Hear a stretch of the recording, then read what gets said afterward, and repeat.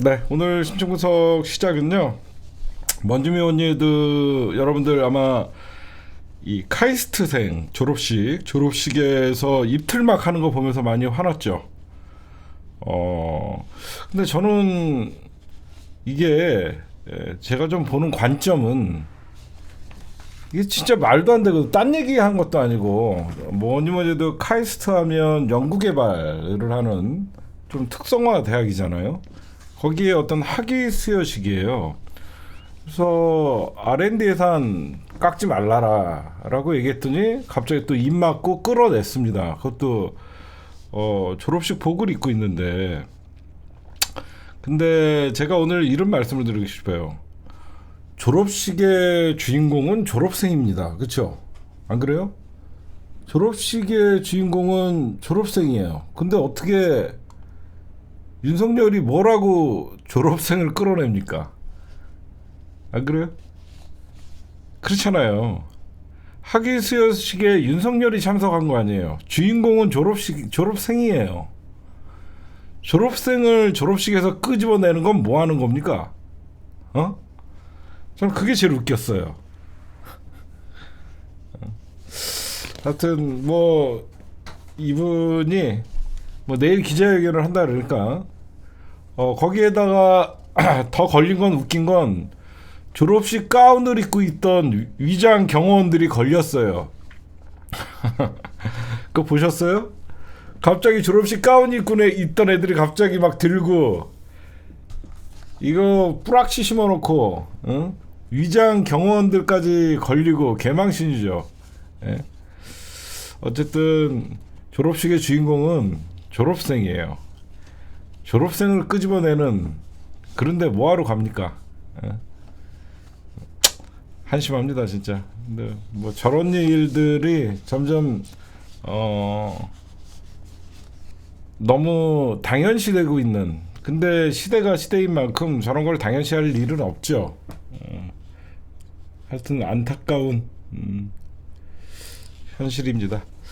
그 다음에 요거 여러분들 좀 전 재밌는 걸 뭘 봤냐면 홍준표 대구시장이 싸가지 없는 선수 퇴출하라. 요즘 손흥민 선수와 이강인 선수의 어떤 그 요르단전을 앞두고 주먹 다짐이 화제가 됐었죠. 근데 이제 사람들이 요걸 뺐더라고. 정확한 워딩은 뭐냐면요. 정확한 홍준표 시장의 워딩은 정치든 축구든 선후배 존중해야 싸가지 없는 선수 퇴출하라였어요.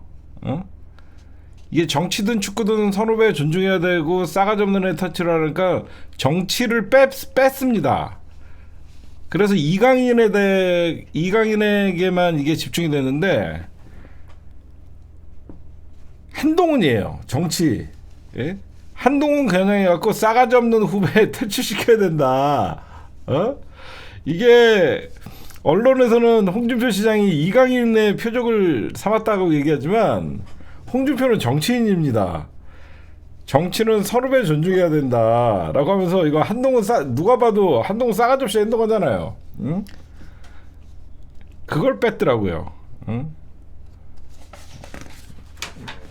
저는 그래갖고 홍준표가 얘기하는 저 선후배 몰라보는 싸가지 없는 게 한동훈이었구나라는 생각을 했습니다. 그리고 요즘은 이제 의사들의 파업이 있죠. 의협에서 이제 파업을 하는데 여러분들 좀 이상하죠. 이 선거 앞두고 정부가 웬만하면 이런 짓거리 안 하죠. 왜 한덕수 국무총리뿐만 아니라 윤석열 정부가 의대 증원 이거를 몰아붙이냐면요. 여론이 높거든요. 이거는 민주당에서도 문재인 정부에서도 의사들 증원을 하려고 그랬던 문제라서 민주당이 이거에 대해서 정략적으로 국힘당을 공격을 못합니다. 그렇죠? 그리고 이건 국민 여론이 의사들 의대 증원을 하는 거는 국민들 찬성이 높아요. 정략적으로 써먹는 겁니다. 그래서 이게 어떻게 할 거냐면 적당히 나중에 타협을 할 거예요. 타협을 하면 어떻게 되냐? 문재인 정부에서 해내지 못한 것을 국힘 윤석열 정부에서 해냈다. 그렇죠? 요거예요. 문재인 정부에서는 의사 증언 못했어요. 그 당시에 국힘당이 반대를 해서. 그쵸? 국힘당과 의대생들이 단일 대오로 문재인 정부의 의사들 증언을 방해를 했는데, 이제는 지네가 밀어붙이는데 국민 여론이 좋거든요. 그래서 나중에 적당히 지금 2,000명 늘린다고 했는데, 이거를 뭐 1,000명 또는 뭐 500명 뭐 이런 식으로 해갖고 적당한 합의를 보고 무사하게 하면 총선용으로 쓰는 거예요. 그러면서 말하기 딱 좋잖아요. 국민의 생명 건강 볼모 삼아서는 안 된다라고 하면서, 문재인 정부에서는 징계, 의사들 징계 불법 파업으로 규정을 하고 휴가 냈던 어떤 의사들 징계 다 철회를 해줬거든요. 이것도 자기네들은 강하게 밀어붙인다라고 하면서 문재인 정부에서 못한 거 자기네들이 해내겠다, 그거 작전이에요. 여론이 좋아서 저렇게 밀어붙이는 겁니다. 이제 본격적으로 여러분들 여기저기서 이제 여론조사 보면 지금 뭐 수도권에서도 박빙 열세 또는 국힘당 지지율이 더 높게 나오고 민주당이 더 지지율이 떨어지고, 이런 것들을 보면서 여러분들이 설마 하고 여론조사 믿지 않는다 이런 얘기들을 할 겁니다. 근데 실질적으로 여러분들이 봐도 좀 위기감은 있죠. 그렇죠? 여러분들이 봐도 의사 얘기 조금 더 하면요, 의사 증언이 문제가 아니에요. 지역사회 의사들을 증언하는 게 골자가 돼야 돼요. 여러분들 의사만 2,000명 늘리면 뭐합니까? 성형외과 의사 2,000명 늘어나면 뭐 할 거예요? 안 그래요? 문재인 정부에서 의대 증언하고 공공의료를 기반으로 의사들을 증언하려고 그랬던 거예요. 근데 지금 윤석열 정부에서는 그냥 단순히 숫자적으로 의사를 늘리려고 하는 겁니다. 그래서 공공의료를 살리기 위해서 의사들을 증언을 하고, 그런 것들을 아마 윤석열 정부에서도 이거는 좀 방향성을 잘 잡아야 돼요. 응? 하여튼 좀 그거랑은 좀 문재인 정부에서 추진하려고 그랬던 것보다는 좀 다르다. 여러분들이 좀 보셔야 되고, 그 다음에 윤석열과 국힘당의 지지율이 상승하고 있다, 민주당은 하락하고 있다. 지금 당연히 민주당이 공천 잡음이 더 언론에서 더 크게 보도를 하니까, 그렇죠? 국힘당에는 어떤 공천 잡음이 슬슬 공천 작업이 풀리는 것 같이 보이고, 지금 총선이 여러분들 50 며칠 남았죠? 오늘 18일인가 52일 남았죠. 겉에서 볼 때는 민주당이 더 시끄러워 보이는 거예요. 근데 이게 정확히 여러분들 수치를 보시면요, 국힘당은 실질적으로 뇌관을 건드리지 않았어요. 진짜 지금 왜 여기저기서 나오는 소리가 있냐면요, 국힘당은 현역 컷오프가 없죠. 그리고 기존에 있던 그러니까 국힘당도 지금 가장 좀 신경 쓰는 게 어디냐면 수도권과 영남 지역이에요. 근데 제대로 수도권과 영남 지역은 공천을 제대로 하지 않았어요. 응? 그러다 보니까 여기저기서 그냥 무난하게 되는 것 같이 보이는 것이죠. 그러나 국힘당도 뇌관은 영남이에요. 응? 몇몇 김성태가 한번 난리치고 김무성이가 난리쳤다가 갑자기 승복하고 이런 모습들을 보이니까 얘네들은 잘 풀릴 것 같지만, 그리고 일반적으로 뭐 충청도나 강원도 자기네들이 강한 지역에서는 현역과 도전자들의 경선을 붙였어요.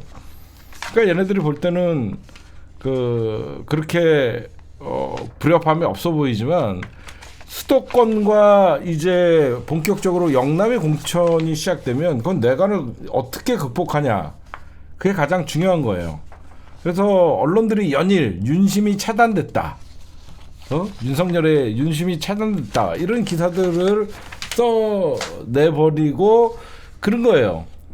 윤석열은 공천에 관여하지 않고 민생 대토론회를 돌면서 민생을 살핀다, 그런 얘기를 하는 겁니다. 결국은 현재 253개의 지역구가 있어요, 여러분들. 253개의 지역구가 있는데 국힘당 이제 133고 됐어요. 253 중에 이제 한 반 정도, 130, 반 조금 더 했어요. 133. 중요한 거는 TK 이런 데는 손 안 댔어요, 아직. 응? 그래서 이게 사실 나중에는 본격적으로 이제 국힘당의 뇌관이에요. 계속 왜 그러냐? 이 TK 지역에서는 공천 받으면 당선이잖아요. 공천 받으면 당선인 지역이기 때문에 결국은 아직 승복하지 않고 있는 김기현, 윤핵관이라고 불렸던 자들, 김기현 이런 애들 다 TK 지역에 있잖아요. 얘네들을 어떻게 정리할 것이냐, 그렇죠? 과연 영남에서도 성공적인 공천이 될 것이냐? 저는 아니라고 본다.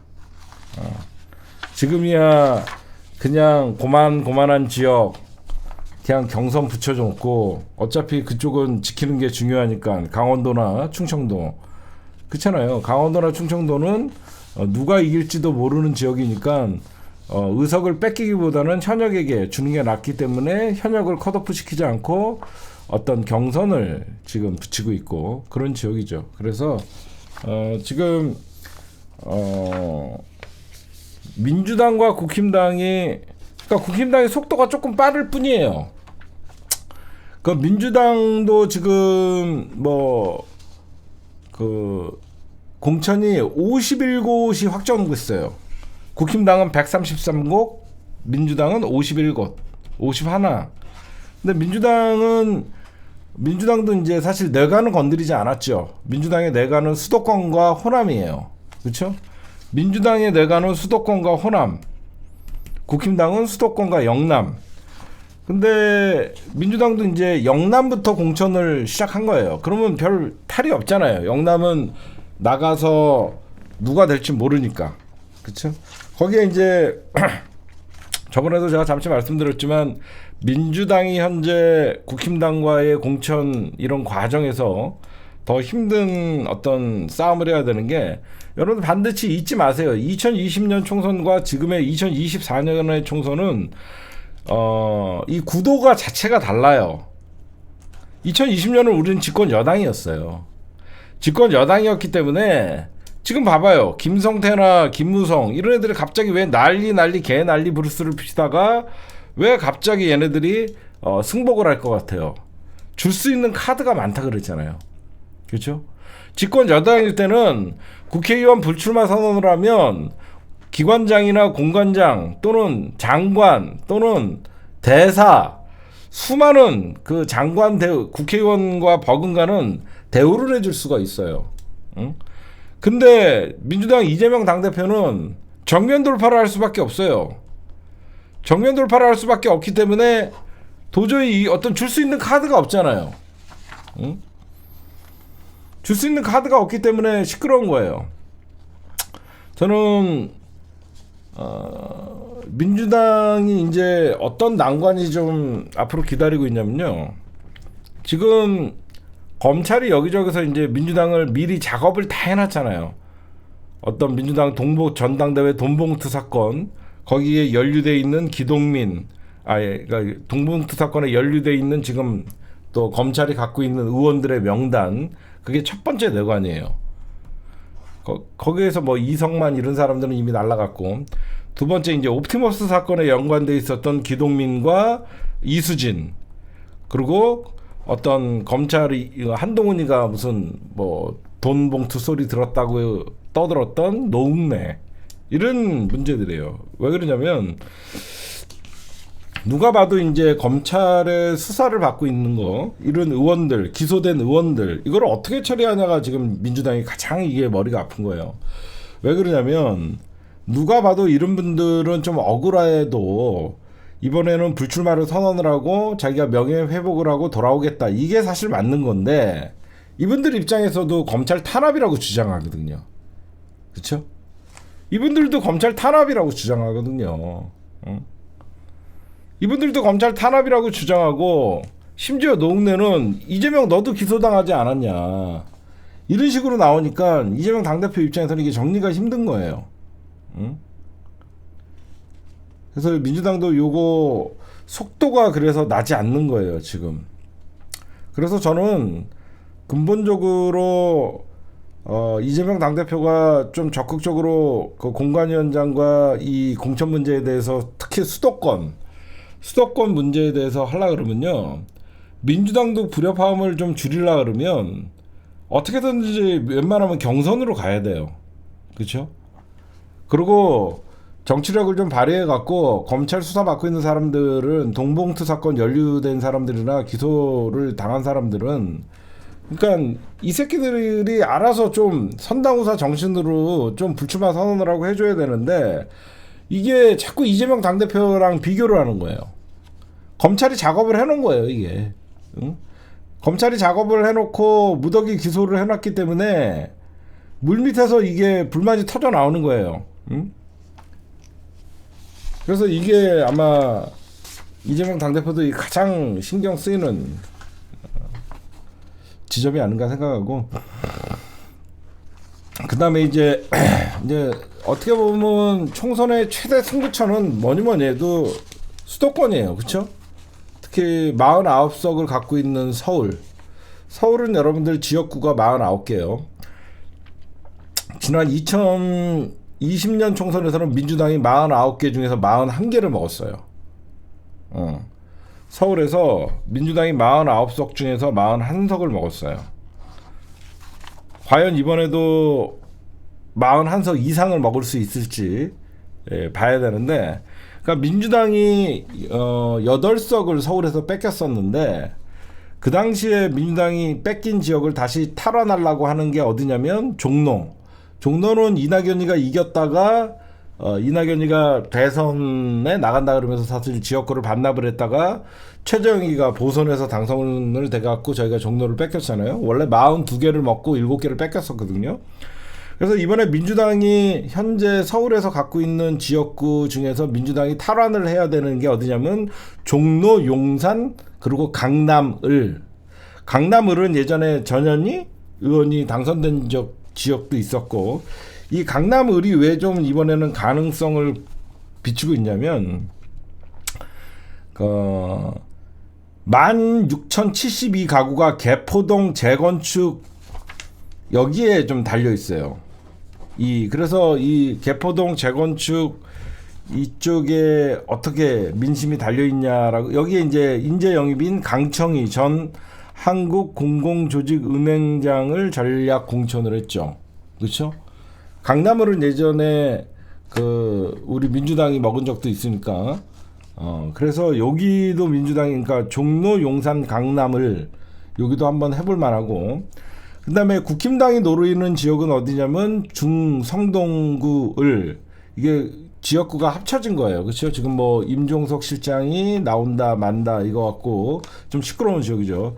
그 다음에 나국상이 있는 동작을 현재 이수진 의원이 현재 지역구를 갖고 있고, 마포갑은 농내원 지역구, 그 다음에 동대문 갑, 송파, 병, 요 정도가 갖고 있어요. 지금 성동을 같은 경우에는 하태경, 이혜훈, 이영 전 중소기업 벤처 장관, 이 사람들이 지금 준비를 하고 있고, 동대문 갑 지역은 김영우 전 의원, 여명 대통령 행정관실 뭐 이런 그리고 사람들이 준비를 하고 있고, 그래서 좀 마포 갑은 어떻게 해서든지, 이건 농내 의원은 좀 이게 치명타예요.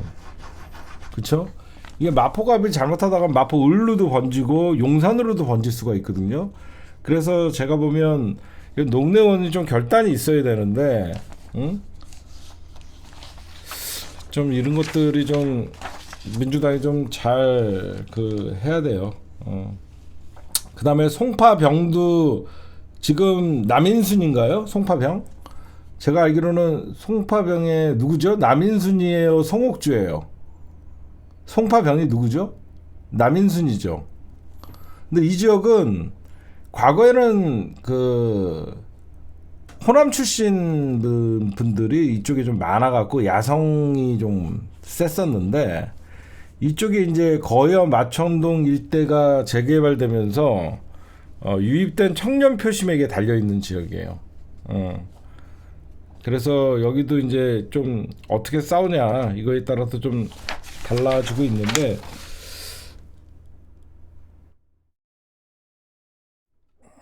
여러분들 제가 뭐 이런 거야 뭐 여러분들이 뒤져보면 나오지만, 제가 오늘 이 선거 구도에 대해서 좀 말씀을 드린다고 했는데, 지금 민주당이 왜 이렇게 지지율이나 국힘당이 좀 올라가는 추세가 나오냐면요, 이거 선거 구도를 우리가 당연히 윤석열 정부 심판, 그렇죠? 윤석열 심판과 국힘당 심판론으로 가고 있었는데, 제가 예전에 한 몇 달 전부터 이런 얘기를 했어요.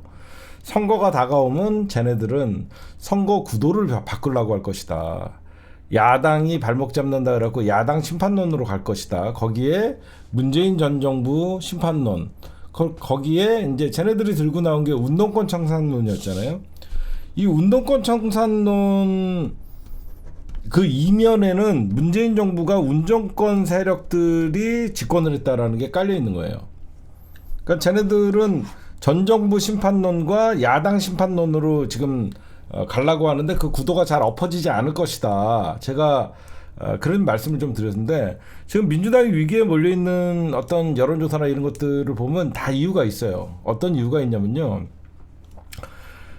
구도를 이제 조중동과 언론이 지금 KBS 뭐 YTN까지 막 장악을 하고 그러다 보니까, 이게 여러분들 보면 이게 윤석열 대 이재명의 싸움이 돼야 돼요.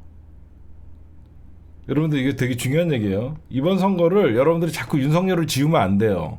한동훈은 사실 개무시해 버려야 돼요. 한동훈을 개무시를 하고 윤석열 대 이재명 싸움으로 가야 되는데, 이게 언론에서 자꾸 한동훈을 띄우다 보니까 저것들이 원하는 게 한동훈 대 이재명의 싸움이에요. 그렇죠? 한동훈 대 이재명의 싸움으로 자꾸 끌고 가는 거예요. 그래서 지금 이 구도가 틀어지고 있는 거예요. 그러면 안 돼요. 지금 여러분들은 한동훈이가 밉고 그래도 그런 그냥 윤석열 똘마니로 그냥 치부를 해야 돼요. 그래서 제가 다 짜고 치는 고스톱이라고 예전부터 계속 얘기했잖아요. 한동훈과 윤석열이가 한번 싸우는 척 하더니 윤석열과 한동훈이는 별개의 사람으로 착시 효과를 일으킨 다음에 한동훈과 이재명의 싸움으로 붙인 거예요. 거기에 민주당 어떤 정치 평론가들이나 어떤 관계자들이 윤석열과 한동훈이가 진짜 싸웠다 이런 개소리를 하고 앉아 있잖아요. 응? 안 그래요? 일부러 이런 빌드업을 하기 위해서 윤석열 한동훈이가 싸우는 척을 한 것이고, 윤석열은 사라지고 한동훈과 이재명의 싸움을 붙인 거예요. 그러다 보니까 한동훈이는 개혁 세력으로 보이는 거죠. 보수의 개혁 세력 같이 보이는 것이고, 이재명은 친명 어떤 그 당권파들이 지기 위해서 혼란스럽게 하는 거거든요. 그래서 근데 이 구도는 오래 못 가요. 지금이야 아직 공천이 끝나지 않았기 때문에 쟤네들이 빌드업을 하고 막 그러지만, 총선이 다가오면 다가올수록 사람들은 현 정부가 누군지 인식을 해요. 그렇죠? 시간이 다가오면 다가올수록 사람들은 이번은 누구 심판 선거인지를 확실히 깨달아요. 지금이야 공천 싸움을 하다 보니까 한동훈이가 전면에서 뭐 공천을 지배하고 어떤 그 이재명 당대표는 시끄럽고 이런 모습이 보이지만, 시간이 지나면 지날수록 사람들이 이제 실정에 눈을 떠요. 그게 언제냐면 총선 3주 전, 4주 전. 총선 3주 전, 4주 전도 한 달 정도 다 남으면 이제 공천이, 그러니까 민주당 누구 대 국힘당 누구 이제 구도가 성립되잖아요. 이게 왜 여러분들 지금까지는 쟤네들이 어떤 여론전 펼치고 하는 것들이 먹히는 것 같냐면요, 민주당 후보가 정해지지 않았기 때문에. 여러분들은 후보가 정해지면 어떠죠? 지역구에서 윤석열 정부 심판하자고 일제히 떠들어요. 이해가 가시죠? 지금은 후보가 민주당에 정해져 있지 않기 때문에 그냥 민주당 당에서 국민의힘 그리고 윤석열 정부 비판론을 하지만, 후보가 정해주는 순간 그 지역구 딱 가면 경제 파탄한 윤석열 정부를 심판하자가 일제히 나오게 되는 거예요. 그렇게 되면 이제 한동훈은 사라지고 윤석열과 국힘당을 부각시켜야 되는 거예요. 민주당도 그거에 이 구도에 대해서 여러분들 절대 놓치면 안 돼요. 그러니까 여러분들이 지금은 자꾸 한동훈이가 나대고 거기에 이제 언론은 받아 써주고 민주당은 한동훈이가 개소리를 하면 민주당은 저 싸가지 없는 놈 아니면 저런 경솔한 놈 이렇게 하면서 여러분들이 비판을 하지만 결국은 이제 총선이 한 달 정도 이제 21일 후 정도 되면 이제 구도가 확정이 되잖아. 그러면 당연히 이제 민주당은 윤석열 정부 심판론으로 다시 끌고 가야 되니까 그러니까 국힘당은 어떻게 해서든지 윤석열 심판론에서 이재명과 민주당 발목 잡는 민주당 그러니까 정권 안정론으로 가려고 하는 거예요. 정권 안정론으로 가서 이번 선거를 치르려고 하는데 이게 왜 불가능하냐면 윤석열 부정평가가 60%가 넘어서 안 돼요, 이건. 그렇죠? 윤석열 부정평가가 60%가 넘는 이 현 상황에서 이 정권 안정론이라는 것들은 이게 먹히지가 않아요. 왜 또 먹히지가 않냐면요. 사람들이 무의식이라는 게 있어요. 무의식. 민주당이나 우리 민주시민들이 여태까지 잘 싸워, 그러니까 차곡차곡 데미지를 저쪽에 준 게 너무 효과적인 거예요. 그게 무슨 말이냐면 여러분들 이승만 정부는 어떤 정부였죠? 자네들은 지금 데미지를 엄청나게 먹었어요. 이승만 정부는 어떤 정부였어요? 경찰 독재 정부였죠. 그렇죠? 이승만 정부는 경찰 독재 정부, 박정희 전두환 정부는 군사 독재 정부, 지금은 어떠죠? 검사 독재 정부가 확실히 사람들이 인식을 하고 있어요. 왜 그러냐? 바로 김건희 씨의 어떤 사건을 수사하지 않는 검사들, 그리고 야당을 탄압하는 검사들의 말도 안 되는, 사실상 윤석열 정부에서 검사는 정적 제거용으로 사실 공적인 임무를 수행하지 못한다는 것은 사람들이 다 알아요. 국힘당을 지지하든 민주당을 지지하든 검사가 정의롭다고 생각하지는 않아요. 그렇죠? 지금 사람들이 대부분 그래요. 중도층, 특히 중도라고 얘기하는 사람들은 이 나라는 검사가 지배하고 있다라는 거는 사람들이 무의식적으로 다들 지금 알고 있어요. 그리고 여러분들이 여기서 이제 중요한 것들이 어떤 것들이 나오냐면 사람들이 여태까지 우리 뭐 재벌 기득권 카르텔, 언론 기득권 카르텔 뭐 여태까지 그런 건 많이 들었잖아요. 근데 자네들이 데미지를 계속 검찰이 이재명 당대표 그리고 야당 탄압 거기에 가장 중요한 게 뭐냐면 김건희는 수사하지 않는 거. 왜 그러냐면 김건희의 특검을 찬성하는 여론이 60%가 넘잖아요. 그럼 왜 사람들은 당연히 Y라는 물음을 던지잖아요. 왜 검사들은 주가 조작한 김건희, 명품백 받은 김건희는 수사 안 하냐. 그리고 10만 원 밥값 쓴 김혜경 여사는 수사하고 전 정부의 김정순 여사는 수사하냐. 이런 사람들이 자꾸 되묻게 되잖아요. 그러면 사람들이 어떻게 되냐면 윤석열은 검찰총장 출신이고 그런 자가 대통령을 현재 권력을 휘두르고 있기 때문에 검사가 공적인 대한민국의 정부 기구라고 생각하지 않아요. 윤석열의 경호처 또는 윤석열의 하명 수사를 받고 수사하는 사실상 어떤 개인 기관으로 생각하는 거죠.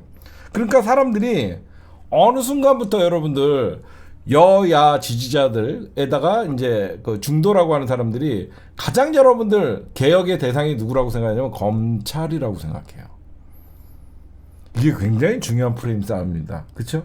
쟤네들이 엄청난 그 검찰을 이용해서 야당 탄압을 분명히 했고 거기에 어떤 이재명 당대표가 어떤 뭔가 있으니까 예전에는 이재명이 뭔가 있으니까 검찰이 수사하겠지 이런 생각들을 많이 갖고 있다가 김건희를 수사하지 않는 걸 보면서 검찰의 편파적인 수사라는 걸 사람들이 느꼈고 더욱더 웃긴 건 뭐냐면 저는 윤석열 정부에서 가장 큰 민주시민들의 항쟁과 투쟁의 가장 큰 효과는 뭐냐면 검찰이 개혁의 대상이 됐다는 거.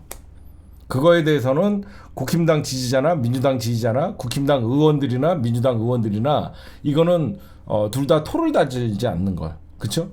검찰이 개혁의 대상이고 검찰 카르텔이 분명히 존재한다는 거는 국민들이 이제 인식을 했다는 거. 우리가 예전에는 여러분들 한때 이런 생각을 했잖아요. 윤석열을 우리가 응원을 하고, 그렇죠? 우리가 박근혜 국정농단 수사할 때 윤석열 특검을, 박영수 특검을 우리가 박영수 특검에 윤석열 검사를 응원하고 윤석열과 함께했던 한동훈이를 응원하고 그런 시절이 있었잖아요. 그 참 불과 여러분들 한 8년 전이죠. 8년 전만 해도 우리 국민들은 정의로운 검사들이 있다라고 생각을 했던 거예요. 근데 이제는 사람들의 그런 생각들이 이제 완전히 깨진 거죠. 검사가 공적인 임무를 수행하는 단체가 아니라 검사가 정권의 호위대가 됐다라는 것을 누구보다도 알기 때문에 검찰은 개혁의 1순위가 됐다는 거예요. 그렇죠? 그래서 저는 결국은 이런 검찰이 개혁의 어떤 1순위가 여야를 할 것 없이 국민들에게 이제 예전에는 이승만 정부에서는 경찰이 개혁의 대상, 박정희 전두환 정부에서는 어떤 그 군사 독재 정부가 개혁의 대상, 이제는 시대의 정신이 검찰이라는 조직의 개혁의 대상이 됐다는 것은 저는 이거 굉장히 진일보한 일이라고 생각해요. 이거는 왜 제가 진일보한 일이라고 말씀을 드리냐면, 이렇게 되면 여러분들 정치 검사들이야 윤석열을 따르는 한 100명을 제외하고 나머지 검사들이 생각할 때는 일선에서 열심히 하는 검사들 나름 있을 거 아닙니까? 그 사람들이 생각할 때는 윤석열과 한동훈 일당 때문에, 그쵸? 얘들 때문에 우리까지 개혁의 대상이 됐다라고 생각하는 순간 검찰 내부에서 스스로들이 이제 무너지기 시작해요. 총선이 끝나면 가장 큰 변화와 반발이 일어날 집단은 검찰이에요. 자기네들이 개혁의 대상이 됐다는 자체가 검찰은 굉장히 치명타를 입은 거거든요. 그렇잖아.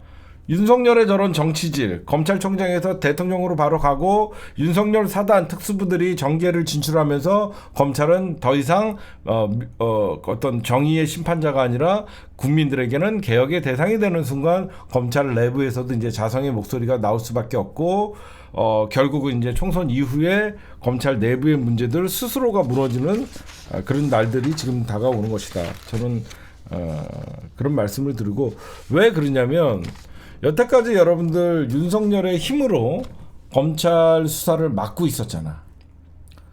정상적인 사람들이라 그러면 도이치모터스 주가 조작 사건에 김건희 통장이 사용되고 김건희가 얼마를 헤쳐먹었다, 이 김건희와 김건희 엄마가 둘이 합쳐서 23억을 해먹었다라는 검찰 수사 자료가 있음에도 불구하고 검찰들은 수사하지 못했어요. 그럼 뭐예요? 누가 봐도 이거는 직무유기죠. 공무원이 자기의 소임을 다하지 않은 직무유기란 말이에요. 그런 어떤 수사하지 않는 검사들, 검찰 내부에서도 자성의 목소리가 나올 수밖에 없고, 사실 뭐 이성윤 지검 고검장의 어떤 정계 어떤 진출 선언에 이런 미스미디어에서는 친문 검사라는 딱지를 씌우더라고요. 그러면 이성윤 검사가 단순히 친문 검사라서 윤석열 정부를 사이비 정부라고 얘기했을까요? 그건 아니잖아요. 검사들 중에서도 이성윤 지검장에 대해서 동조하는 세력들이 분명히 있을 것이고, 이성윤 지검장이 하는 말에 공감하는 사람들이 분명히 있을 거 아닙니까? 그렇죠? 그래서 제가 결국은 검사 정권의 위기는 검사 내부에서부터 터질 수밖에 없는 상황이 다가오고 있다. 그 이유는 검찰이 개혁의 대상이 됐기 때문이다. 이런 거는 여러분들이 보시고 있으면요, 누군가가 세상에 우리가 개혁의 대상이 되는 순간 그 안에서부터의 개혁은 반드시 일어나거든요. 그러니까 그런 것들을 여러분들이 좀 보시면 될 것 같고, 그 다음에 오늘 본격적으로 이 얘기 좀 할게요. 녹색정의당이 이제 민주당의 어떤 연합위성정당에 불참을 하기로 했습니다. 오늘의 본격적인 주제인데, 저는 민주당은 이거 아마 염두에 뒀을 거라고 생각해요. 그러면서 이제 연합위성정당에 불참하는 이유를 들면서 위성정당 자체를 반대했었기 때문에 이제 와서 위성정당에 참여하는 거는 맞지 않다라고 얘기해요. 뭐 그 사람들의 소신이니까 뭐 참여하든 안 하든 그건 본인들의 선택이에요. 근데 얘네들이 이제 요구가 뭐냐면, 그러나 지역에서는 연대할 수 있다. 그 지역에서 연대한다는 게 민주당의 정의당의 당권파인 어떤 심상정이나 이정미나 뭐 이런 애들, 그리고 울산 한 세 군데, 이정미나 심상정 또는 뭐 울산 지역구 이런 데에서, 아니면 뭐 민주당 후보 나오지 말라는 소리겠죠. 뭐 이거를 뭐 여지를 열어놓는데 저는 잘 됐다라고 생각해요. 왜 잘 됐다라고 생각하냐면 녹색 정의당이 사실상 우리가 연대의 1순위로 뽑았던 이유는, 그쵸? 연대의 1순위를 뽑았던 이유는 시민사회가 뒤에 있었기 때문이에요. 근데 지금 보니까 제가 오늘 방송 제목에 왜 조국 신당과의 연대의 문을 열어놔야 된다라고 얘기했냐면, 제가 이번에 조국 장관님과 그 신당 창당의 어떤 그 발기인들을 봤더니 은우근 교수님이 누구냐면 그 옛날 검찰 개혁을 주장했던 교수회의 어떤 한 분이셨어요. 근데 은우근 교수님이 조국 신당의 어떤 공동 당 대표예요. 그렇죠? 은우근 교수님이 여러분들 조국 신당의 어떤 현재 공동 당 대표를 맡았어요. 그리고 은우근 교수님이 지금 촛불 행동에서도 국민주권당이라는 정당을 창당할 때 거기에 합류하지 않고, 그러니까 촛불 행동에서도 공동 상임 대표예요. 지금 우리 광화문에서 하고 있는 검찰 윤석열 퇴진 집회에 은우근 교수가 상임 대표로 있더라고요. 그러니까 지금 녹색정의당 배후에 시민사회가 없어요. 여태까지 시민사회가 녹색정의당 배후에 있다라고 생각해서 우리가 그래도 제일 먼저 선순위로 녹색정의당을 민주당이 좀 끌어안아야 된다라고 생각을 했거든요. 근데 여기 이제 그 녹색정의당을 빼면 진보당과 지금 새진보연합, 거기에 또 어떤 사람들이 합류를 했냐면 지금 시민사회의 박서군 대표나 그런 사람들이 지금 민주당과의 연합정당에 참여가 돼 있어요.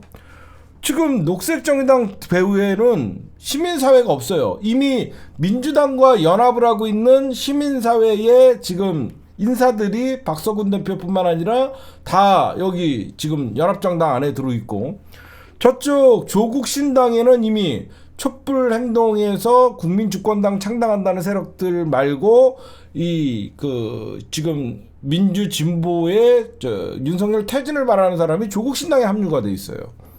그렇죠? 조국 신당에 합류가 돼 있어요. 그래서 제가 보면 민주당이 지금부터 뭐 조국 신당과 뭐 참여를 바로바로 뭐 진행하겠다 이거 할 필요 없어요. 왜 그러냐면 지금 주말이죠. 이번 주 토요일 일요일을 대비해서 지금 리얼미터나 여론조사 곳에서 조국 신당의 지지율을 조사했어요. 조국 신당의 지지율을 조사했습니다. 이게 발표가 언제 되냐면 화요일 날 나와요. 그래서 조국 신당이 만약에 지지율 발표를 했는데 화요일 날 5% 이상이 나온다 그러면요, 당연히 민주당은 막판에 조국 신당과 연대를 해서, 왜 그러냐면 민주당 지지자들이 헛갈릴 수가 있거든요. 왜 그러냐면 아무리 조국을 응원하고 싶어도 나는 이미 민주당의 권리당원이고 이재명 당대표라는 지키고 싶은, 조국도 지키고 싶지만 이재명도 지키고 싶단 말이에요. 괜히 민주 진영이 분열된다라는 생각을 하면서 사람들이 표가 굉장히 어수선하게 될 수 있고, 조국 신당을 민주당이 밖에다가 계속 방치하는 순간 갈라치기 세력들이 딱 갈라치기 하기 좋아요.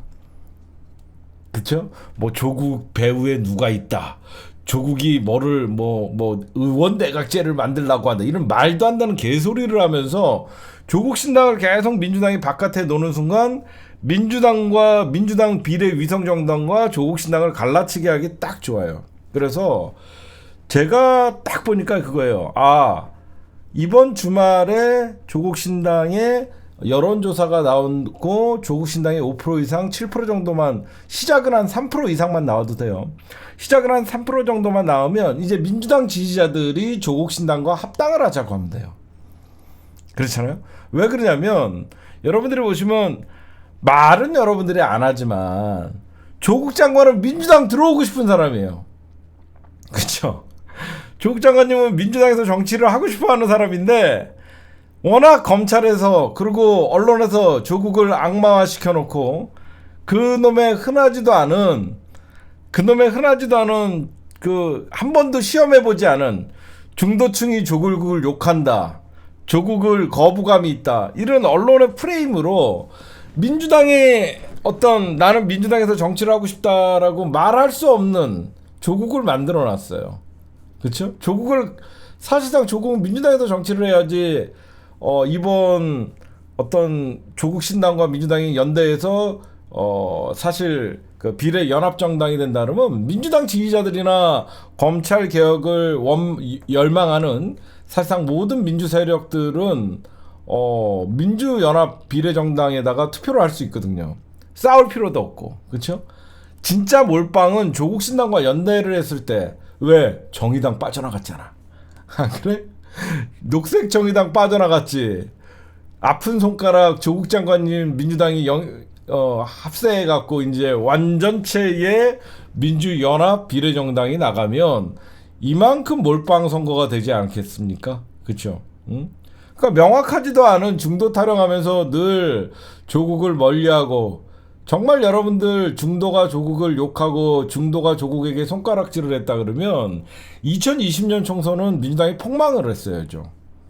그건 진짜 이거는 정치권이 만들어낸 조중동이 만들어낸 프레임에 민주당이 거기서 뒷걸음을 치면서 넘지 못한 거예요.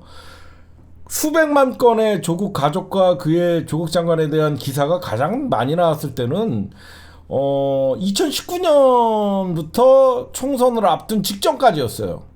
그렇잖아요. 검찰 조국 장관님의 검찰 사태가 2019년 8월 달에 터져갖고 결국은 2020년 총선까지 조국팔이 했거든요. 근데 민주당 수도권에서 대승을 했어요. 응? 근데 민주당은 총선은 이겨놓고 조국에게 사과하라는 적반하장식. 난 그때가 제일 웃겼어요. 아니 총선은 민주 진영이 조국 장관님과 왜 조국 장관님이 영향이 컸었냐면 조국 장관님이 당하는 걸 보면서 현 정부를 지지해야 되겠다라는 시민들이 모이기 시작한 거예요. 그 당시만 해도 여러분들 알다시피 민주당이 123석밖에 갖고 있지 않았거든요. 여소야대의 정부에서 야 우리가 정권은 잡았지만 의석이 부족하다 보니까 국회 하나 장악을 못하고 무참하게 저런 대한민국의 수구 기득권 세력들에게 당하는구나 이런 생각을 하면서 사람들이 집권 여당에게 힘을 실어주자라고 하면서 대대적인 문재인 정부를 그게 조국의 희생이었거든요. 그렇죠? 정확히 보면 조국의 희생에 의해서 야 대한민국 법무부 장관 민정수석도 조중동과 검찰 앞에서는 한 줌밖에 안 되는구나 이걸 보면서 제대로 검찰 개혁을 하고 민주당이 한번 힘을 실어줘야 되겠다라고 하면서 선거가 치러진 선거예요.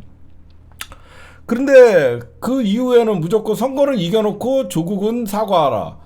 참 웃겼어요. 그러면서 이제 조국의 강의 처음에는 그냥 조그만 옹달샘 정도밖에 안 되는 조국의 강이었는데 조중동이 이 조국의 옹달샘을 점점점 강으로 만든 거예요. 물의 깊이가 점점점 조국이 더 이상 이 강에서 건너지 못하게끔 점점점 민주당이 뒷걸음치고 조중동이 조국 사과하라 요구를 하고 13번을 사과해도 또 사과하라. 조국 장관님은 점점점 이 강을 못 건너게 된 거죠. 그래서 제가 얘기했잖아요. 민주당의 현재 분위기로는 조국의 강을 건널 수도 없고 건널라고 하지도 않는다. 조국의 강은 조국이 건너야 된다라고 하면서 사실 조국 장관님의 정치 선언을 저는 응원을 했습니다. 왜 그러냐면 민주 진영에서 조국만큼 어떤 이재명 당대표나 지금 다음 민주 진영을 직결시키고 이낙연과 똥파리들을 견제할 수 있는 사람이 누가 있겠습니까? 그렇지 않아요? 저는 그렇게 생각해요. 조국 신당이 민주당에 합당하는 순간 이낙연 신당이나 이런 시너지 효과는 없다라고 생각합니다. 왜 그러면 중도 민주당을 지지했던 성향의 사람들이 이낙연을 따라갈 필요가 없거든요. 저쪽에서 이낙연을 지지하지만 조국도 지지하는 사람들이 꽤 있어요. 똥파리들 중에서도 완전한 녹색 똥파리가 있고 푸르스름한 똥파리도 있어요. 그 똥파리도 잘하면 그냥 파리가 될 수도 있고 파리가 곤충이 될 수도 있어요. 완전한 똥파리는 조국도 욕하고 그렇잖아요. 저쪽 이낙연 따라가는 완전 녹색 똥파리들이에요. 똥독이 올라갔고. 근데 거기서도 똥독이 좀 빠지고 누구죠? 조국 하면 조금 마음이 아프면서 이 똥독이 좀 빠질 수 있는 사람들이 있어요. 걔네들은 데리고 오면 되는 거예요. 그렇잖아요? 그래서 제가 보면 민주당은 항상 녹색 정의당이 사실 발목을 잡고 머리가 아팠었는데 저는 어떤 이재명 당대표가 이런 얘기를 했잖아요. 의미심장한 얘기. 조국에 대한 평가는 어떤 국민 눈높이로 봐야 된다. 그 국민 눈높이라는 건 뭐예요? 지지율이에요, 지지율. 그래서 이번 주에 토요일, 일요일 동안 조국 신당에 대한 여론조사가 돌아갔거든요. 발표가 화요일입니다. 그 화요일 날 어떤 결과가 나오냐에 따라서 총선 그 3월 22일인가요? 제가 알기로는 3월 22일 날이 아마 선거 투표 용지에 기호가 정해져요. 3월 22일 전까지 조국은 열심히 뛰어라. 그리고 막판에 조국 연합 비례정당은 조국 신당도 합세해서 민주당 그리고 조국 신당 그 다음에 진보당 시민사회. 그러니까 녹색 정의당이 가장 무서웠던 것은 배후에 시민사회가 있었다라고 우리는 생각을 했는데 실질적으로 녹색 정의당 뒤에는 지금 시민사회가 있지 않아요.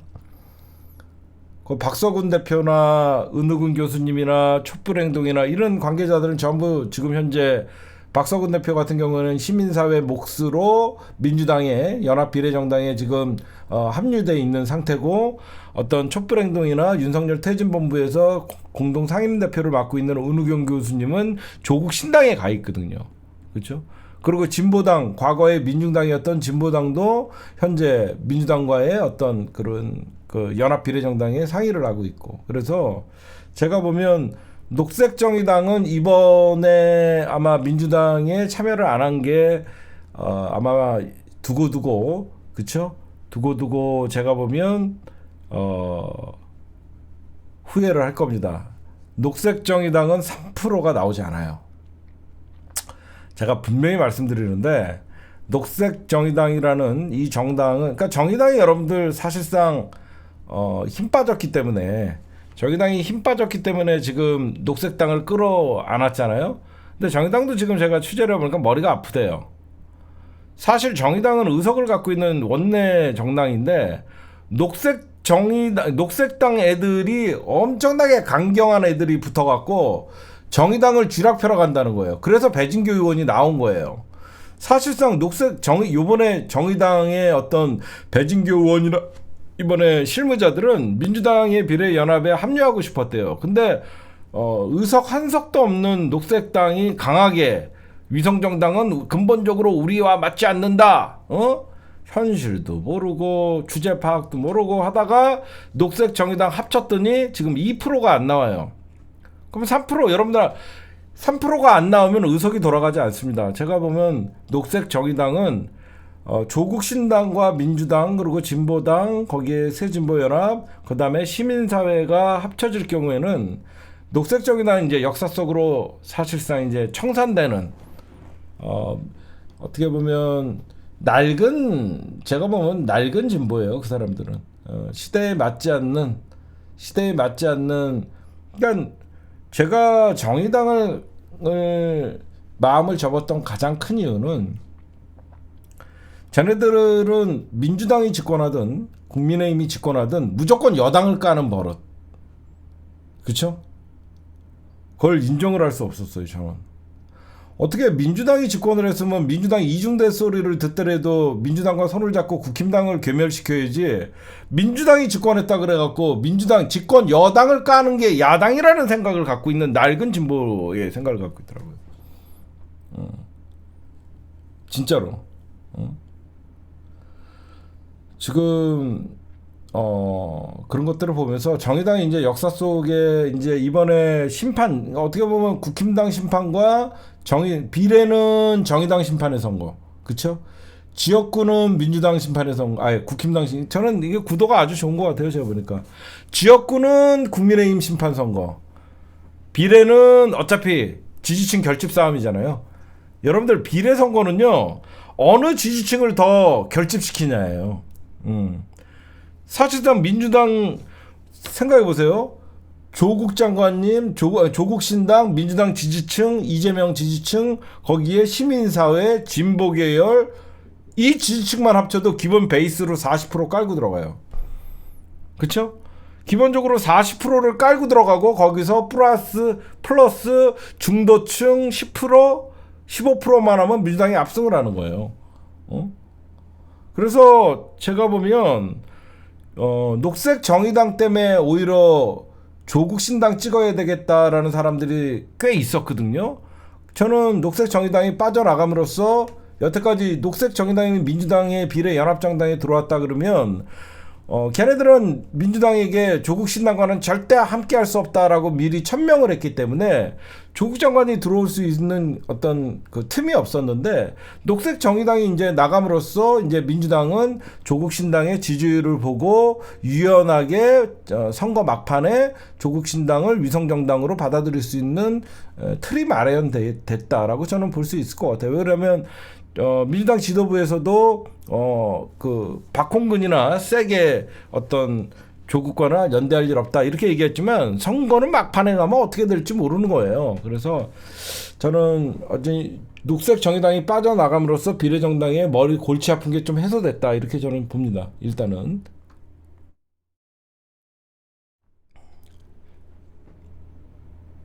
여기에 여러분들 조국 신당 그때 발기인대회 할때 조국 장관님이 분명히 이런 얘기를 했잖아요. 절대 민주당의 발목을 잡을 마음이 없다. 그러니까 조국 장관님은 검찰 타도 윤석열 타도가 목표가 똑같잖아요. 그렇죠? 뭐 딴 주머니 찰라는 것도 아니고 거기 참여하신 분들 보면 다 은우근 교수, 그 다음에 뭐 김동규 교수, 그 다음에 뭐 조국 장관님, 거기에 각 그 변호사님들 이런 분들 다 보니까 다 검찰 개혁 주장했으면 제가 저기서 다 뵀던 분이에요.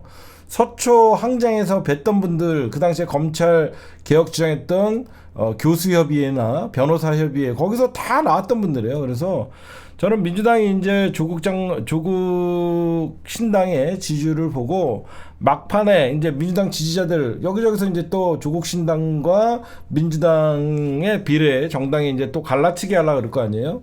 그러면 이제 민주당 지지자들이 머리 아플 거 아닙니까?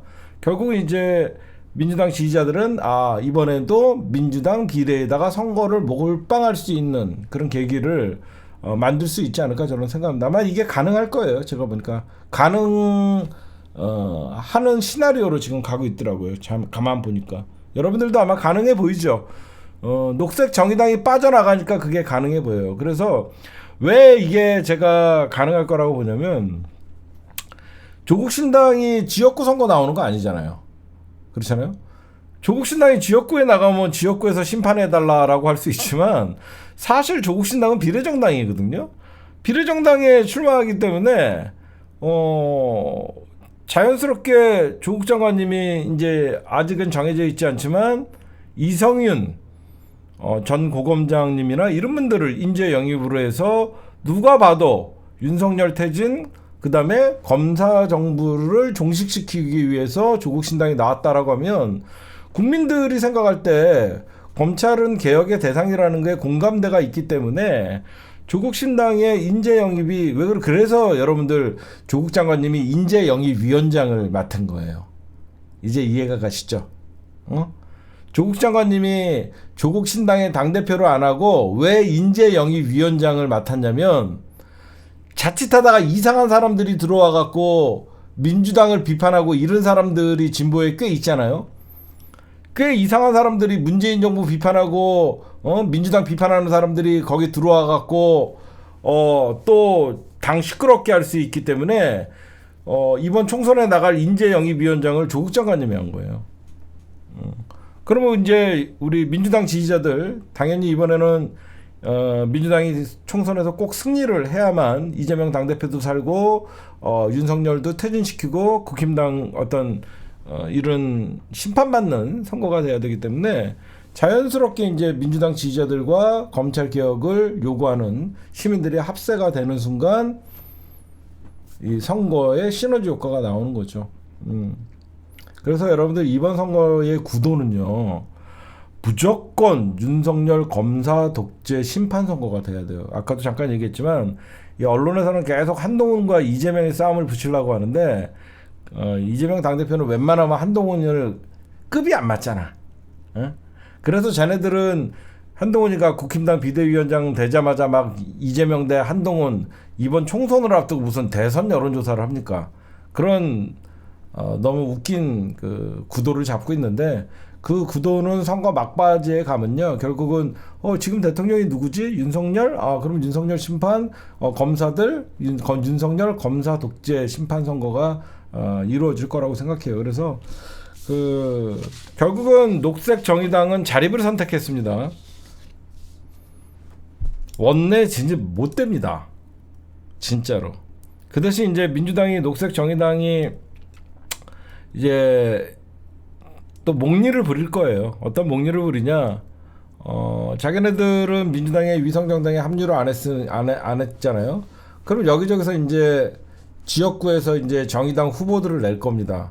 거기에 만약에 심상정 지역구에는 현재 문명순, 김성애가 지금 아마 경선을 할 거예요. 그럼 누가 이길지 몰라도 민주당 후보가 정해지겠죠.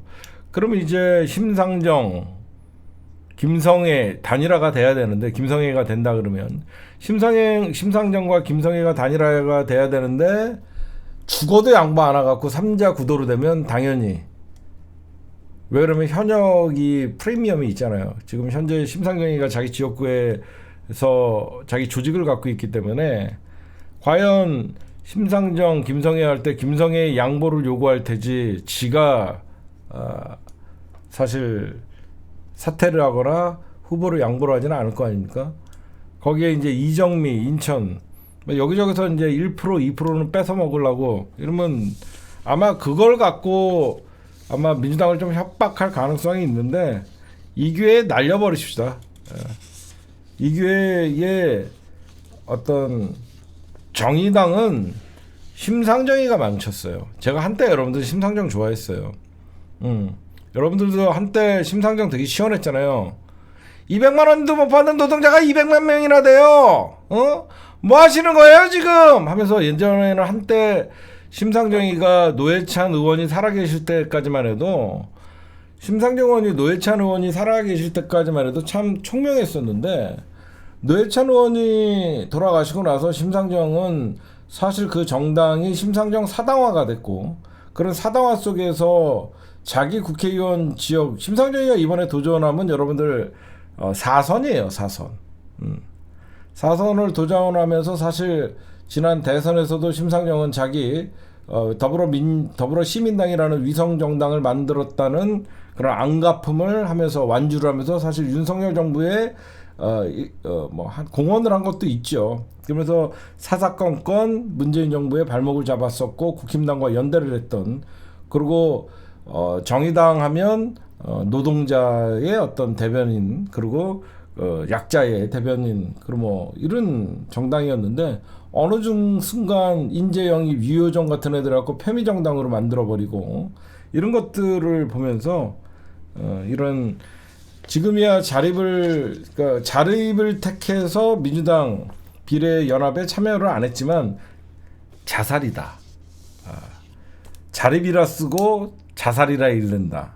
스스로 죽음을 선택한 것이다. 저는 그렇게 평가합니다. 그래서 이 민주진보의 정신을 이어받을, 이번에 민주당과 합세한 진보당이나 이런 정당들이 잘 협의를 해서 새로운 어떤 자멸이 낫겠네요. 자살보다는. 자멸을 선택했다. 민주당과 함께하는 진보 정당들이 컸으면 좋겠어요.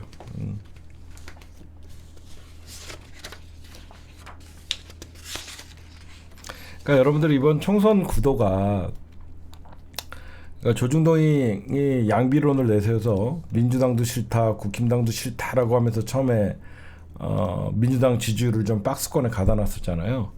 그러니까 지금 어느 정도 그게 먹혔어요. 근데 여러분들 생각해도 이번 선거는 누가 더 싫으냐의 선거가 아니에요. 윤석열 정부를 종식시켜야 되는 선거로 우리가 여러분들 으쌰으쌰 할 때 여러분들의 생각도 그렇게 가져야 돼요. 국힘당이 더 나빠가 아니에요. 윤석열 정부는 하루라도 권력을 맡길 수 없다라는 그런 생각 갖고 여러분들이 이번 총선에서 나름 밭가리를 하고 선거운동을 하셔야 돼요. 그렇죠?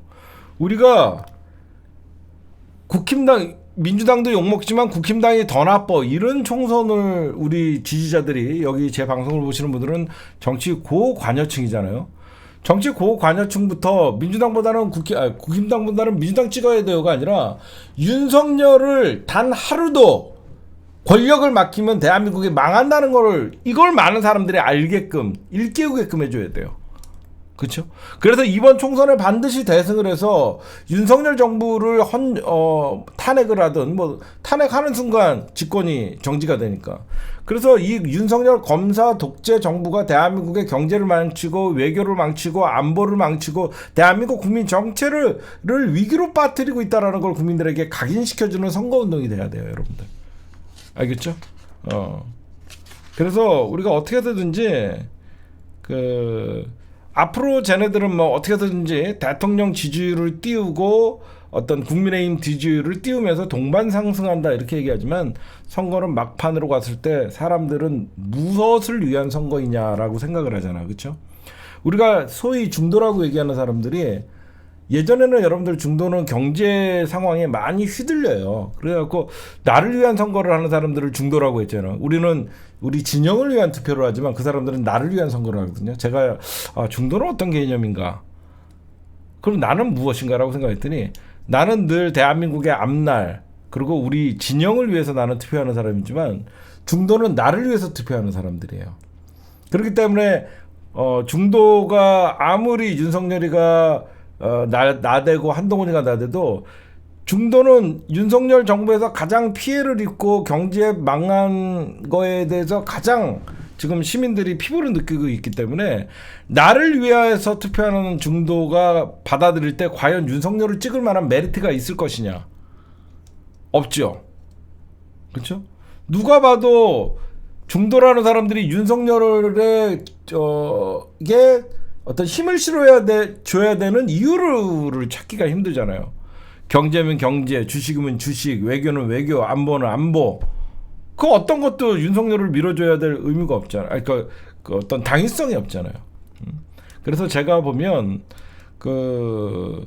가장 윤석열과 국힘당이 지금이야 뭐 조중동 그리고 KBS 여기저기 동원해서 한동훈과 윤석열 싸우는 쇼하고, 한동훈 잘한다 하면서 국힘당 지지율 올랐다고 이렇게 얘기해도 변하지 않는 게 있어요.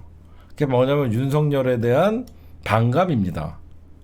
아무리 윤석열이가 지금도 여러분들 졸업식에서 학생들 졸업생 입막음 해갖고 나가고, 그거는 21세기의 2024년에서는 정말 아직도 우리나라가 저럴까라고 하면서 사람들이 굉장히 한심 쉬는 뉴스거든요.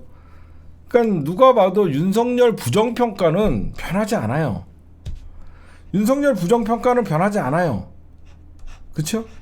근데 이거를 계속 감추고 싶은 거예요. 제가 예전에 선거공학적으로 보면서 총선에서 이기는 공식이 있다 그랬죠.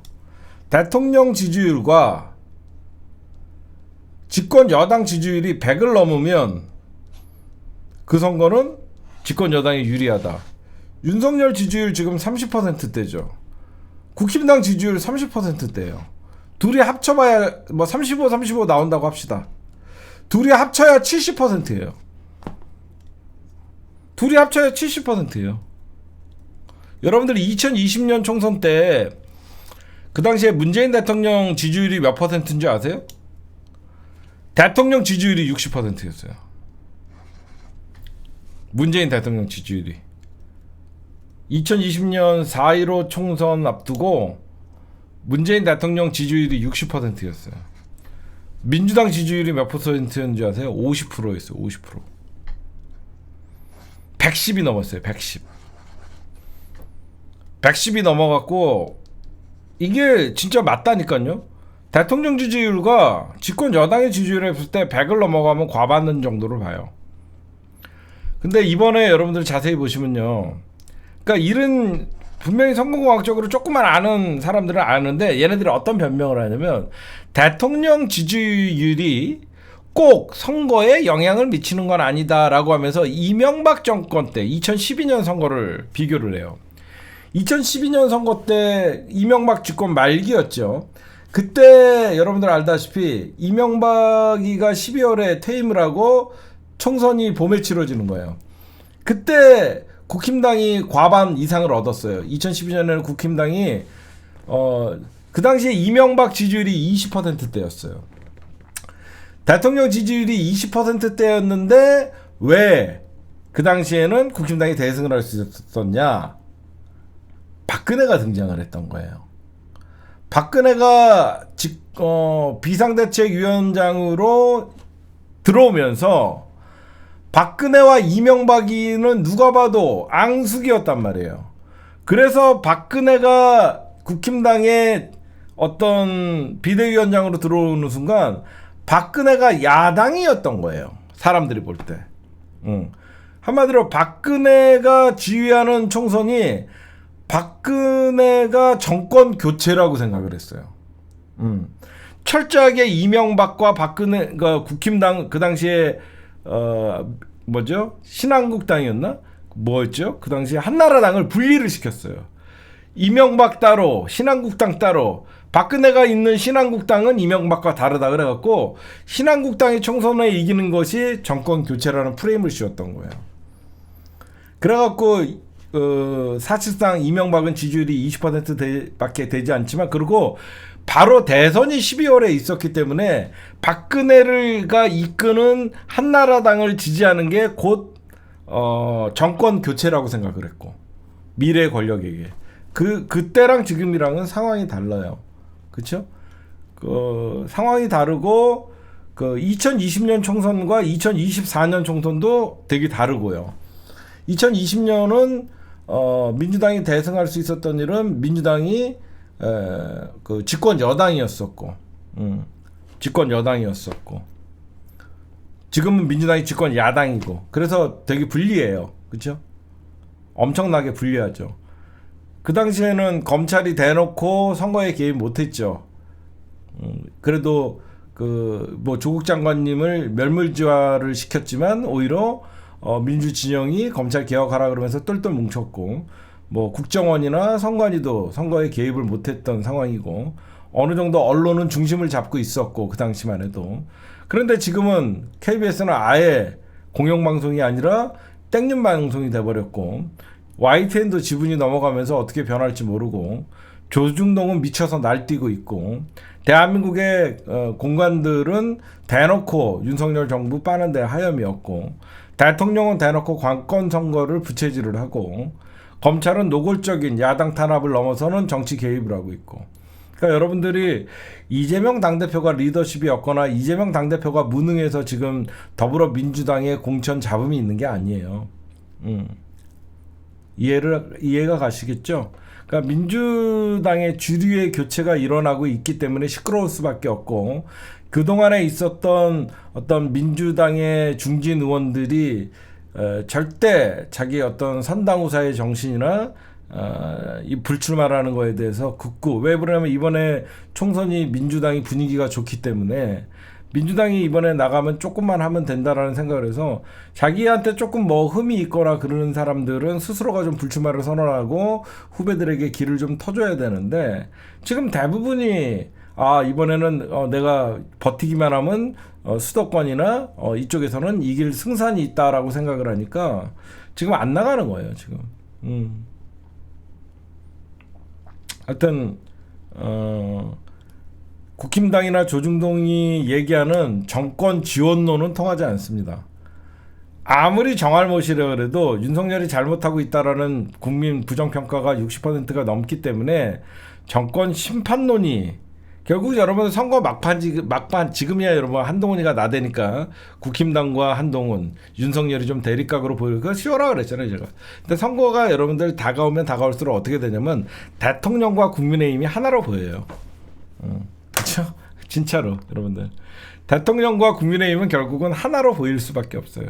하나로 보이게 되면 정권 심판론이 올라갈 수밖에 없고 그 디데이는 결국은 김건희 특검 재의결의 시점이 될 것이고 그러니까 여러분들이 지금의 여론조사의 민주당의 위기감 공천 잡음은 어차피 누가 해도 있을 수밖에 없고, 그러나 그 당시에는 집권 여당일 때와 지금 야당일 때는 조금 더 시끄러울 수밖에 없다. 그래서 저는 이재명 당대표께서 조금 시끄럽고 그러는 지역은 그냥 경선으로 웬만하면 붙여버리면, 그러면 지지자들이 알아서 좀 정리를 하고, 이재명 당대표가 계속 이제 여론의 어떤 친명 자객 공천 이런 소리를 벗어나려면 웬만하면 저는 경선을 좀 붙이면서 그냥 무조건 컷오프 시켜갖고 반발시키는 것보다는 좀 괜찮은 사람들을 좀 붙여야지. 그러니까 좀 괜찮은 사람들을 날리고 싶은 지역에서 경선을 붙여갖고 좀 날렸으면 좋겠어요. 제가 보면 그 정도 얘기를 좀 해드리고요. 경선하면 좀 덜 할 거 아니에요. 왜냐면 경선에서 지면 탈당도 못하니까 사실. 근데 컷오프 당하면 탈당을 할 수가 있잖아요. 그 다음에 이낙연과 개혁신당 요즘 주말에 좀 시끄러웠죠, 여러분들. 근데 전 좀 이상해요. 좀 쇼 같아요. 물론 어떤 갈등은 있을 수 있겠죠. 당연히 갈등이 없을 수가 없겠죠. 무슨 잡탕이잖아요, 잡탕. 진보당의 유호정, 박원석, 민주당, 거기에 국민의힘. 왜 제가 쇼라고 생각했냐면, 요즘 민주당과 국힘당이 여론의 주목을 받을 수밖에 없는 시즌이죠. 왜 그러냐면 공천을 하니까. 그렇죠? 공천을 하니까 누가 어디에 공천했다 대결 구도가 하니까 계속 한동훈은 나대고, 그다음에 언론의 노출 빈도가 이준석이나 이낙연이나 언론의 노출 빈도가 낮으니까 한번 언론의 이목도 끌고 이슈 파이팅을 위해서 아무것도 아닌 걸 갖고 어느 정도 쇼의 면모도 있다. 약간의 갈등을 좀 부풀려 갖고 언론에서 받아쓰게끔 좀 한 것 같아요. 왜 그러냐면 이게 누구나 예상을 했거든요. 이게 25일 날 통합 전당대회를 해요. 그걸 보면 얘네가 쇼했나 안 했나 알 수 있어요. 2월 25일 날 개혁신당이라는 여러 정파들이 지금 모여 있잖아요. 이준석 밑으로. 이준석 밑으로 모여 있는데, 과연 25일 날 통합 전당대회가 무난히 하게 되면 이건 쇼였고, 근데 결국은 저겁니다. 이준석 입장에서는 주도권 싸움이에요. 국힘당, 어떻게 보면 이준석의 2030 남성 중심의 지지 세력들이 사실 유호정과, 이 원인은 유호정과 누구죠? 같이 들어왔던 누구야? 배복주. 이 배복주가 사실 이준석과 가장 안 맞는 사람들이잖아요. 대척점에 있는 사람들, 그렇죠? 이 배복주가 들어오고 유호정이 들어오니까 여태까지 이준석이가 전장현을 비판을 했고, 근데 이 배복주는 전장현의 어떤 관계자였고, 거기에 유호정은 또 이준석이는 남녀 젠더 갈라치기를 했는데, 유호정이가 들어오면서 이준석 이낙연과 이 연합 신당을 하면서 자기 지지층들이 이탈을 하니까, 저는 이탈을 방지하려고 저는 약간 쇼를 한 거라고 생각해요. 응? 그렇잖아요. 그래서 25일 날, 근데 여러분들 이거 누구나 예상했던 거 아니에요? 새는 불어났지만 정체성이 어떻게 같이 알 수 없는 정당인데, 제가 저번에 이런 얘기를 했잖아요. 텐트는 커졌는데 얘네가 뭘 하려고 모였는지를 모르는 거예요. 이게 가장 정답이죠. 제가 이준석과 이낙연이가 공동대표로 있는 저 정당이, 저도 정치 분석을 하지만 얘네 뭐 하려고 모였난 이해가 안 가요. 얘네 정체성이 뭐지? 그렇잖아요. 얘네 무엇을 위해서 이렇게 모였지? 아니, 그냥 정체성도 달라, 이념도 달라. 근데 니네 왜 모였니? 그 이해가 안 가요. 말만 하면 안 맞아. 이준석이는 60살 넘으신 어르신들은 지하철 무임 승차 안 된다라고 하니까, 이낙연은 저는 그런 거에 동의한 적 없습니다. 저 씨발 새끼가 마음대로 한 겁니다. 저는 동의한 적 없습니다. 안 맞아, 하나도. 여자도 군대 가야 되는 거 아닙니까? 까불면 이준석은 저 이낙연은 그것도 저랑 상의된 거 아닙니다. 저는 그런 얘기 한 적 없습니다. 안 맞아. 그 얘네들은 아예 처음부터 그냥 맞지 않아요. 근데 이거 왜 이렇게 싸우냐면요. 그러면 근본적으로 얘네들이 왜 시끄러운가 보세요. 왜 이낙연 대 이준석이가 왜 이런 주도권 싸움을 하냐. 여러분 잘 보세요. 이거는 어디까지나 이준석이가 생각보다 파괴력이 없는 거예요. 냉정하게 봅시다. 분석을 해봅시다. 이준석이가 신당 창당 할 듯 말 듯 할 듯 말 듯 할 때는 엄청난 언론의 스포트라이트를 받죠. 언론의 스포트라이트를 받으면서 이준석 신당 몇 프로 15% 나온다 막 난리가 났어요. 그래갖고 이준석이가 제가 나가면 뭐 현직 의원 뭐 영남권에서 10명이 줄 서고 있다. 막 그런 얘기 있죠. 여러분들 막상 뚜껑 열어보세요. 지금 이번에 정당 보조금 받을 때 전부 민주당 출신들의 탈당파였어요. 양양자, 양경숙, 김종민, 이원욱, 조응천 이렇게 5명으로 6억을 받아냈다거든요. 그러면 이준석이가 그렇게 신당 창당에 어떤 어떤 그 효과가 있다, 날 따라올 사람들이 대기하고 있다 그랬는데 아무도 이준석이를 따라 나가지 않았어요. 이해가세요? 아무도 이준석이를 따라 나오는 현직이 한 명도 없어요. 이준석이를 따라 나가지 못하게 하려고 국민의힘은 철저하게 현직을 컷오프 시키지 않고 경선을 붙였어요. 응? 그러니까 누가 봐도 이준석이가 사실상 만약에 국힘당에서 한 10명 정도가 이준석이를 따라 나오고 그리고 그 다음에 어떤 이낙연과 당파리 애들이 좀 따라 나오고 그랬고 규모가 마치 그 원내 교섭단체에 준하는 어떤 규모를 갖고 있었다 그러면 신당 창당이 이렇게 불협화음 나오지 않아요. 이준석 나오고 막 이낙연 뭐 저 대통령 후보였습니다. 영찬아 너 이 새끼 아직도 안 나오고 있어. 내 가방 들던 영환이는 왜 안 나오는 거야. 만약에 이낙연 따라서 10명 나오고 이준석 따라서 10명 나왔으면 시작하자마자 원내 교섭단체가 되는 거예요. 그렇죠? 시작하자마자 원내 교섭단체가 됐을 경우에는 이 정당은 엄청나게 커졌을 거예요.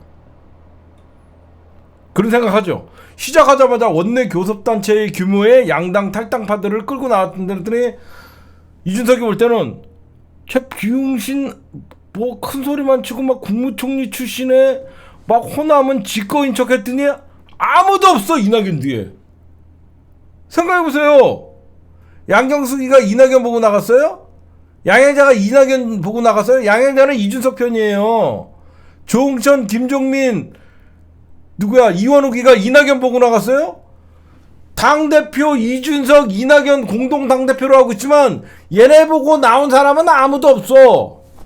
근데 그마저도 이준석이가 개혁신당이라는 정당을 플랫폼을 만들어갖고 이낙연은 사실 백기투항하고 들어간 것이고, 응? 여기서 이제 그러면 왜 싸움이 벌어지냐? 앞으로 얘네들도 여러분들 공천해야 되잖아. 인재 영입하고 공천을 하려고 그러면 이준석이가 주도권을 잡으려는 거야. 왜냐면 현재 이낙연이는 개혁신당의 선대본부장이거든요. 그쵸? 지금 이낙연이는 선대본부장이라는 그 총괄 선대본부장이라는 명함을 받았기 때문에 선거의 지휘는 이낙연이 해야 된다라고 주장하는 게 민주당의 탈당파들이 얘기하는 거고, 개혁신당의 입장에서는 원래 이 정당의 대표, 공식적인 법정 대표는 이준석이다. 이해가 가요? 그냥 이낙연은 예우 차원에서 공동대표로 올려준 거지 법정으로 개혁신당의 대표는 이준석이다. 이거를 내미는 거예요 지금. 응? 그러다 보니까 얘네들은 첫째, 얘네들이 망한 이유는 교섭단체의 규모의 탈당파들이 있을 거라고 생각을 했는데 6억이라도 밖에 양경숙이라도 끌고 나와. 응? 영찬이도 안 하고 영환이도 안 하고 걔 망신이고요.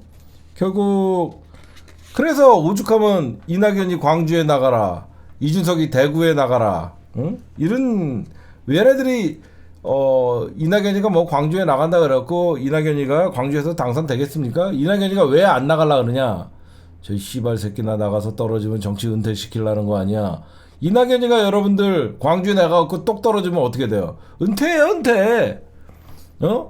자기 광주에 나가갖고 이낙연 찍는 그 비례대표 그 선거였고 엄한 놈 당선시키고 저 새끼 나 은퇴시키려는 거야. 은퇴하는 거잖아요. 안 그래요? 대한민국의 대통령 후보였다는 놈, 대통령 후보로 경선까지 치렀다는 놈이 지 고향인 호남에서도 2등하고 그러면 어떻게 돼요? 그런 자가 무슨 호남의 지지도 못 받는 게 뭘 대선에 꿈을 꾸겠습니까? 그래서 저것들이 임종석 실장을 이용해서 호남 홀대론을 펼치는 거예요. 여러분들 개혁신당 이낙연이랑 똥파리들이 앞으로 어떤 짓거리 하나 보세요. 민주당의 공천 윤곽이 어느 정도 나오면요. 또 저것들 못된 버릇 있죠. 호남 홀대론 들고 나옵니다. 호남 홀대론 들고 나와서 전부 날렸다라는 얘기들이 나오는 거예요. 예. 그래서 결국 이번에는 어떻게든지 이낙연이는 그래서 이낙연이 지역구 나가면 거기서 뭐 10,000표라도 나올 거 아니냐 뭐 이런 식으로 이낙연 효과를 호남에서 비례선거에 득표를 하려는 거고 이준석이라고 여러분들 대구 나가고 싶어 하겠습니까? 처음 같은 분위기야 가장 미운 놈이랑 붙겠다라고 얘기했는데 요즘 대구 얘기 안 하잖아요. 김종인이가 뒤에서 이준석이는 그 대구 나가야 된다고 봐요. 이낙연이도 호남 나가야 된다고 봐요. 이렇게 하면 응답을 안 하잖아. 처음에 막 신당 창당할 때 막 여론에서 막 맨날 기사 써주고 지지율 많이 나올 때 자기는 제일 나쁜 놈이랑 대구에서 붙겠다라고 깝죽대더니 요즘은 아예 어디 나간다는 얘기를 안 하잖아요. 그래서 지금 교섭단체를 구성했으면 아마 시너지 효과가 되게 컸을 거예요. 근데 그런 효과가 없다. 그리고 결국은 저는 이준석이의 정치의 한계가 드러나고 있다라고 보여요. 정치는 그렇게 호락호락한 게 아닌데 이준석이가 처음 만들었던 개혁신당이라는 지지세를 가만 여러분들이 보시면 정말로 현명하고 정말로 중도 보수 또는 합리적인 보수들이 이준석이를 지지한 게 아니죠. 누가 봐도 2030의 어떤 갈라치기 정치를 통해서 어떤 그런 불공정을 젠더 갈라치기에서 2030 남자들의 지지를 받고 그러다 보니까 당연히 이런 이준석이의 열광했다. 한마디로 이준석 팬클럽 같이 만들었던 젠더 갈라치기. 그러니까 어떤 정책과 비전을 내미는 게 아니라 제 싫은 사람 다 일로 와. 이런 정치를 하다 보니까 이준석이의 그래서 와 하면서 모였는데 자기네들이 싫어하는 사람들을 막 낙엽이 들어오지 뭐 민주당 소위 이준석이를 지지하는 그 젊은 청년들이 볼 때는 좌파 새끼들이랑 손을 잡은 거예요. 그렇죠? 그렇잖아. 사실 2030의 일베 새끼들을 중심으로 어떤 이런 정알못들과 갈라치기에 이용당한 젊은 층들이 많이 들어왔는데 걔네들이 볼 때는 이낙연이나 민주당 출신들은 좌파 새끼들이거든. 갑자기 내가 지지하던 이준석이가 저 새끼가 미쳤나 왜 좌파 빨갱이들이랑 손을 잡았지? 하면서 이준석 지지세들이 꺾이기 시작한 거죠. 꺾이기 시작하면서 탈당 러시가 벌어지고 그러니까 이제 이때다 싶어갖고 이낙연이나 이런 정치 꼰대 새끼들이 이준석과 주도권 싸움을 해야 되겠다라고 하면서 이번에 이런 소동이 좀 벌어진 거예요. 그러니까 이준석이 결국은 신당 창당을 하고 결국은 바람을 일으키는 척했지만 개혁신당의 리스크는 이준석한테 있는 거예요. 이준석과 이낙연에게 있는 거죠. 결국 이낙연이도 어떻게 보면 양당 기득권 구조를 타파하자고 얘기했지만 이낙연이가 그런 말을 하면 안 되죠. 양당 기득권 구조에서 가장 출세하고 호강한 거는 이낙연이거든요.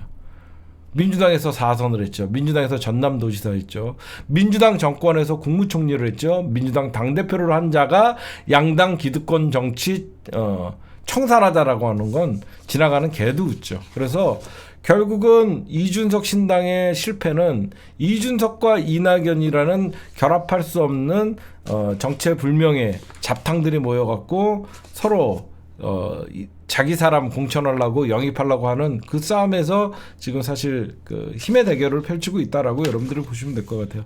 근데 그러니까 이준석 이낙연이는 저 어린 새끼와 제가 경쟁을 해야 됩니까? 공천권은 제가 휘두릅니다. 선거는 제가 지휘합니다. 이렇게 하고 싶은데 뒤에 따라온 새끼 아무도 없고 그러니까 그 정의당의 어떤 그 배복수나 어떤 유호정 갖고 이준석과 싸움을 붙여놓고 뒤에서 조종을 하는 거죠.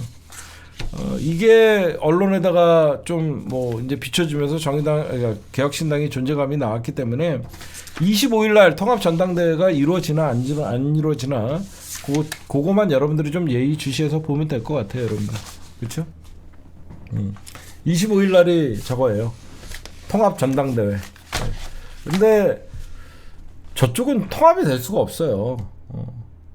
한 새끼는 느끼한 제가 그래도 대통령 후보였습니다. 이 씨발 새끼들아 지금 나를 무시하는데 완전 기름기 낀 느끼한 놈이고 저쪽은 물과 기름이에요. 섞일 수가 없어요.